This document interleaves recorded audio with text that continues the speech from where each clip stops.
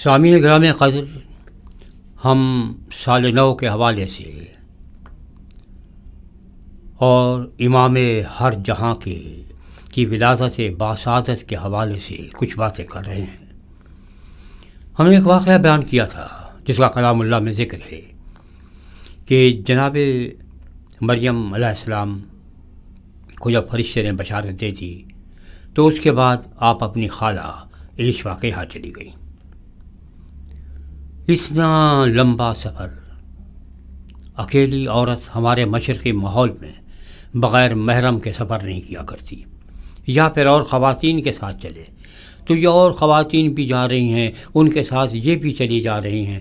سوال یہ ہے کہ ایسے عالم میں جب آپ کو معلوم ہو گیا ہے کہ میرے حمل ٹھہر چکا ہے، آرام سے گھر پہ بیٹھی رہتی، یہ جائے کہ اتنی دور لمبا سفر کر کے خالہ سے ملنے کے لیے جائیں؟ خالہ اسی وقت جا رہی تھی۔ اب جب گاؤں میں رہتے ہیں آپ یقین جانیے کہ عجیب و غریب کام ہوتا ہے۔ ایک بلوچوں کی کہانی ہے ابو الحسن کی، کہ ابو الحسن کی شادی ہوئی اور شادی پہ اس نے کوئی ایسی حرکت کر دی جس کی وجہ سے اپنے گاؤں میں نہیں رہ سکتا تھا، اور ابو الحسن اپنا گاؤں چھوڑ کے چلا گیا۔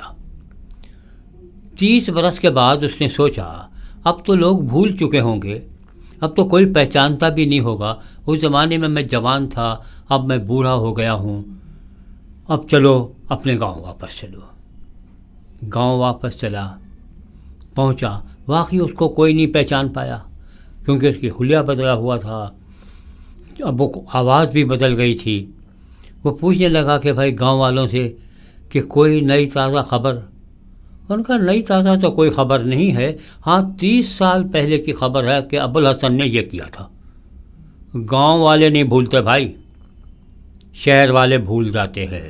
شہر والوں کو ایک پڑوسی کو دوسرے پڑوسی کا معلوم نہیں ہوتا، گاؤں میں ہر ایک کے باپ دادا پردادا لکڑ دادا سگڑ دادا سب کو جانتے ہیں، وہ آپ کو چھپا نہیں سکتے۔ اگر اس گاؤں میں بی بی مریم رہ جاتی اور گاؤں والوں کو معلوم ہو جاتا کہ آپ حاملہ ہے تو چاہے حضرت یوسف کتنا بھی کیسے رہتے لیکن گاؤں والے آپ کو زندہ نہیں چھوڑتے۔ اس لیے آپ نے مناسب یہی سمجھا کہ اپنی خالہ کے یہاں چلے جائیں، دوسری جگہ ہے وہاں پہ لوگوں کو معلوم بھی نہیں ہوگا، تو آپ کا سفر اپنی حفاظت کے پیش نظر تھا۔ اتنا لمبا سفر برداشت کر کے وہاں پہ خالہ کے پاس پہنچی، اور خالہ نے کہا تم تو بڑی مبارک ہو، تمہارے آتے میرے بچے میں جان پڑ گئی۔ اور وہاں پہ آپ 3 ماہ رہیں۔ 6 ماہ پہلے گزر چکے ہیں حضرت الشبا کے حمل کو، 3 ماہ آپ اور رہتی ہیں تو ظاہر ہے کہ ان کے وضع حمل کا وقت آ گیا، اور 3 ماہ کا حمل چھپتا نہیں ہے، آپ کو واپس اپنے گاؤں آنا تھا۔ وہ بات جس کو آپ چھپانا چاہ رہی تھیں اب سب کو معلوم ہو گئی۔ آپ نے جو ایک ذمہ داری قبول کر لی تھی کہ میں اس بچے کی ماں بنوں گی، تو اس کے بعد اس بچے کو بھی وہ تمام الزامات برداشت کرنا تھے۔ یہ ممکن ہی نہیں تھا کہ گاؤں والے خاموش رہ جائیں۔ جہاں انہیں تانا دینا ہوتا تھا وہ تانا دیتے ہوئے قطعاً، اور ان کے اپنے تانے دینے کے انداز بھی عجیب و غریب ہوا کرتے تھے کہ جب کسی کو یہ کہنا ہوتا تھا کہ وہ ناجائز ہے تو اس کے باپ کا نام نہیں لیتے تھے، اس کی ماں کا نام لیتے تھے کہ یہ فلاں عورت کا بیٹا ہے۔ اگر وہ جائز اولاد ہے تو اس کے باپ کا نام لیتے تھے کہ یہ فلاں شخص کا بیٹا ہے۔ اور آپ کے لیے یہودیوں نے ایک لقب تجویز کیا، ابن مریم، مریم کا بیٹا، باپ کا نام نہیں۔ اب ظاہر ہے کہ وہ اپنے حساب سے گالی دیا کرتے تھے۔ اب یہ گالی بھی عزت اور احترام کی بات بن گئی ہے کہ ابن مریم اب اس گالی نہیں رہی ہے۔ آپ نے آتے ہی دنیا کی کایا پلٹ دی۔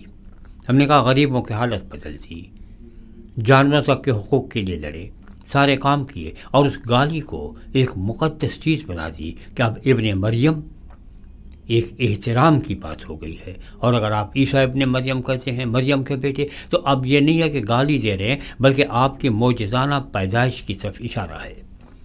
اب ہم یہاں تھوڑی دیر کے لیے رک کے ایک بات کرتے ہیں۔ یہ عجیب و غریب پیدائش ہے۔ اس پیدائش میں ایک عجیب و غریب چیز یہ دکھائی دیتی ہے کہ جب آپ یہ واقعات پڑھتے ہیں اور مطالعہ کرتے ہیں کلام اللہ کا، آپ کو نظرنامے میں فرشتوں کے بارے میں اور ان کی آمد کے بارے میں صرف 2 جگہ پہ ذکر ملتا ہے، ایک آپ کی ولادت باسعادت کے موقع پر اور ایک آپ کی شہادت کے موقع پہ۔ بیچ میں فرشتے گم ہیں۔ صرف ایک دفعہ یہ ہوتا ہے کہ جب آپ کی آزمائش کی امتحان لیتا ہے شیطان، تو اس وقت فرشتے آپ کی آ کے خدمت کرنے لگ جاتے ہیں۔ اس کے علاوہ باقی فرشتے گم ہیں۔ فرشتے پہلے آتے ہیں، فرشتے آخر میں آتے ہیں۔ آپ کے آنے کے بعد، انتقال ہو جانے کے بعد کہ آپ جی اٹھے ہیں، فرشتے آ کے خوشخبری دیتے ہیں، لوگوں کو بتاتے ہیں، یا جب لوگ جاتے ہیں آپ کے قبر مبارک پر دیکھنے کے لیے تو فرشتے اس میں بیچ میں فرشتے ہیں ہی نہیں۔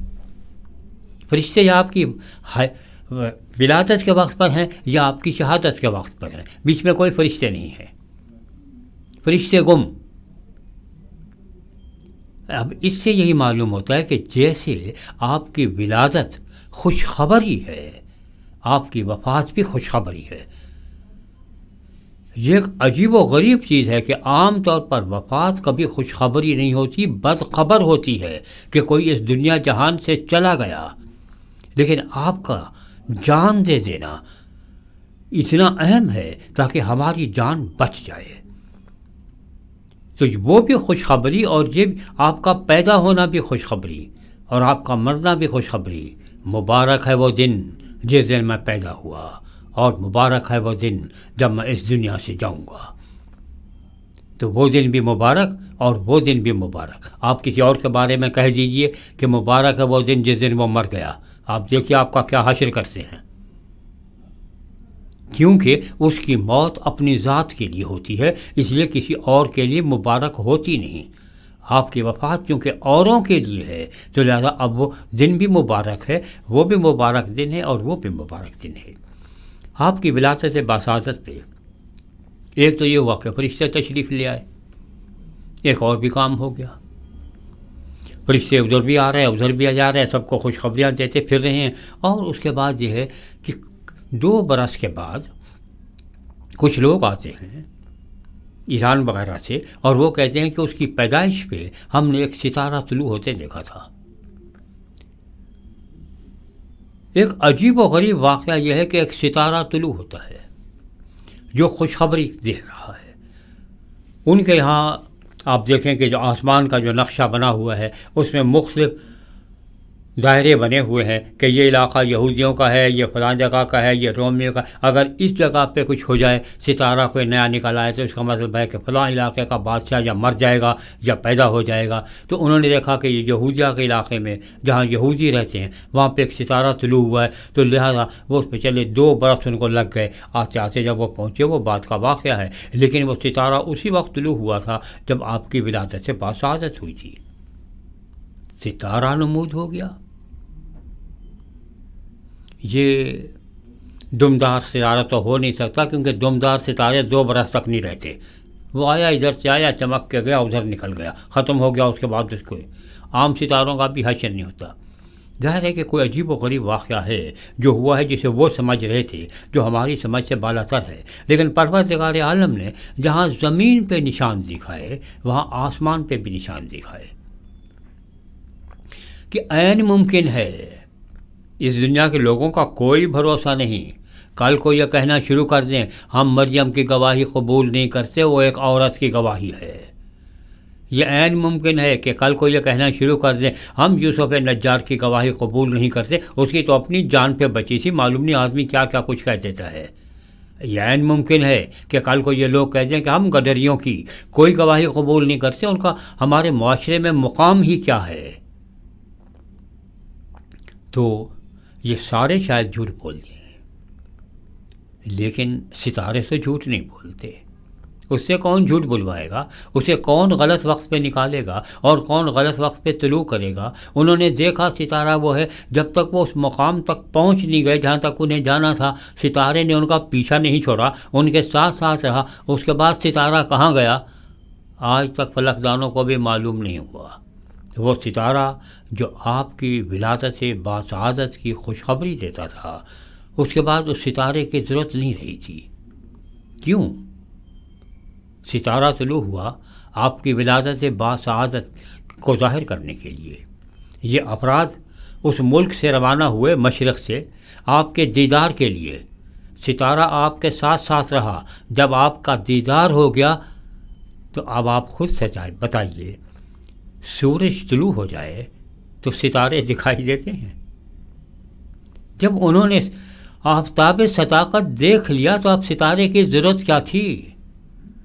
اس ستارے کو تو غروب ہو جانا تھا، اب اسے دکھائی دینا ہی نہیں تھا کہ آفتاب صداقت طلوع ہو گیا۔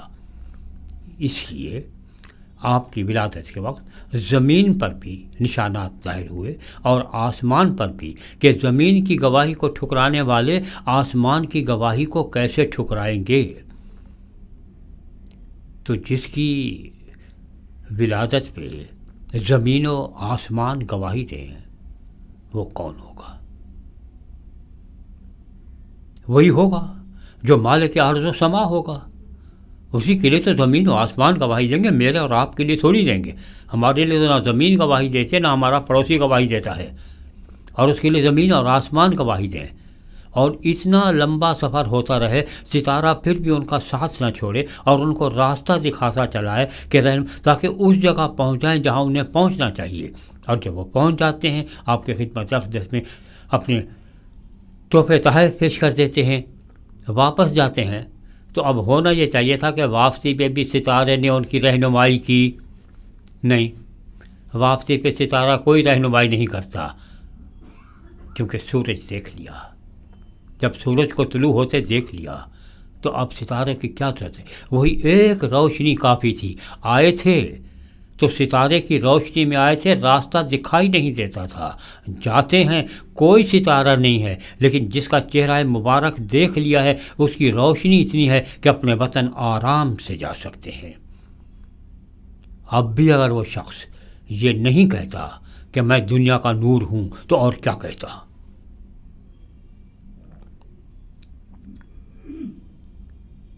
اب ہم ذرا آگے بڑھتے ہیں۔ ستارے طلوع ہوتے ہیں، ستارے غروب ہوتے ہیں، ستارے ڈوب جاتے ہیں، سورج بھی ڈوب جاتا ہے۔ ہم آفتاب صداقت سے تشبیہ تو دیتے ہیں، لیکن سورج بھی ڈوب جاتا ہے شام کو۔ لیکن آپ نے یہ نہیں کہا کہ میں دنیا کا سورج ہوں، کیونکہ اگر یہ کہہ دیتے تو ڈوب جانے کے امکانات تھے۔ آپ نے کہا میں دنیا کا نور ہوں۔ نور تو ہر وقت ہے، چاہے دن ہو رات ہو کچھ بھی ہو، دکھائی دے یا نہ دے، روشنی تو موجود ہے، اسے تو انکار نہیں ہے۔ تو اگر دکھائی نہیں دیتی تو قصور نور کا نہیں ہے، قصور ان آنکھوں کا ہے جو نور کو دیکھ نہیں پاتی۔ اس لیے وہ ان آنکھوں کو جو دیکھ نہیں پاتی دوبارہ نور بخشنے والا بھی ہے۔ وہ نور عالم ہے، دنیا کا نور، دنیا جہان کو روشنی دینے والا۔ اور آپ نے دیکھا ہوگا، اگر آپ کلام اللہ کا مطالعہ کریں، ہم آگے چلے جائیں، کہ جس وقت آپ کو مصلوب کیا گیا، جب اس نور کو بجھا دیا گیا، پورے علاقے میں تاریکی پھیل گئی، اندھیرا ہی اندھیرا تھا، اجالے کا نام و نشان نہیں تھا، کیونکہ آپ نے آفتاب صداقت جب بجھا دیا تو اب روشنی آئے تو کہاں سے آئے؟ لیکن جب آپ آئے تو اس دنیا میں نور پھیلایا، آپ نور تھے۔ تو جب ہم سال نو مناتے ہیں تو اب ہم یہ کہہ سکتے ہیں ان واقعات کی روشنی میں کہ یہ اس لیے نہیں کہ ایک برس گزر گیا، بلکہ اس بات کی علامت ہے کہ اس کی ولادت باسعادت کو ایک برس گزر گیا جو اس دنیا کا نور تھا۔ اور ہمارے لیے یہ ایک تعزیانہ ہے، ایک چیلنج ہے کہ کیا ابھی تک ہم اس نور کی روشنی میں چل رہے ہیں یا اندھیروں کا ہم نے سہارا لیا ہوا ہے۔ جب ہم یہ کہتے ہیں کہ 2014 کا سورج طلوع ہونے والا ہے اور یہ نیا سال آنے والا ہے، اور آپ کی ولادت باسعادت کے حوالے سے اتنے ہزار برس گزر گئے، تو ہمیں ایک تسلی ہوتی ہے کہ 2000 برس سے اوپر گزر گئے، آپ نے اپنوں کو نہیں چھوڑا، تو اب اگر 2000 برس اور بھی گزر جائیں تو ہمیں کوئی فکر نہیں ہے، کیونکہ وہ چھوڑنے والا نہیں ہے۔ جیسے ان لوگوں کی رہنمائی کی، اپنا ستارہ بھیج کے وہاں سے اس ملک تک اور ہزاروں میل کا سفر کرا دیا تھا، ہمیں بھی آخرت کا سفر کرانے میں اسے کوئی پریشانی نہیں ہوگی، کیونکہ وہ دنیا کا نور ہمارے ساتھ ہے۔ جب ہم سال نو کی بات کرتے ہیں کہ نیا سال آنے والا ہے، نیا برس آئے گا، اس سے پہلے خوشیاں منائی جائیں گی، روشنی ہوگی، گھر گھر میں روشنی کا اہتمام ہوگا، اور لوگ تو یہ نہیں ہے کہ وہ جتنے آپ نے کمبھ میں لگا دیے تھے وہ تو بجھ جائیں گے کسی نہ کچھ، لیکن جس دل میں آپ طلوع ہو گئے اس روشنی کو کوئی نہیں بجھا سکتا۔ دنیا کے سارے چراغ آپ بجھا سکتے ہیں، لیکن آپ کے بارے میں یہ بالکل کہا جا سکتا ہے کہ نور خدا ہے، کفر کی حرکت پہ خندہ زن، پھونکوں سے یہ چراغ بجھایا نہ جائے گا۔